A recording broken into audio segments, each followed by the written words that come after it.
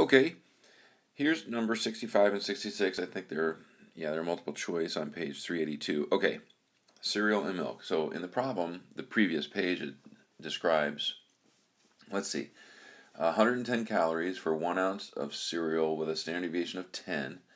And then the milk, let's see, a cup of whole milk. Who drinks whole milk? Seriously? Anyway, 140 calories with 12 is the standard deviation. Okay, let me write that down. Okay, so here we go. Here is the expected value for an ounce of cereal, standard deviation of 10. Expected value for the calories in a cup of whole milk, standard deviation. Okay, let's do the question. But you eat an ounce of the cereal with half a cup of whole milk. Okay, that's the problem. Here we go.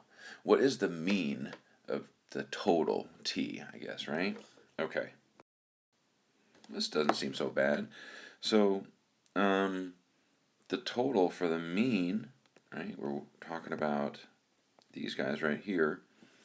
So it's going to be 110 plus a half a cup of whole milk, which is going to be 70.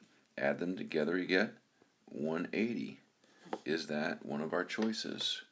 Letter C. Wango. Done. Okay. And then the next one, so that was for 65. 66, of course, is probably going to talk about the standard deviation, right? Yeah. So standard deviation would be 10 plus half of 12, which is 6, and we're going to get 16. Because don't forget, we do multiply and divide the standard deviation.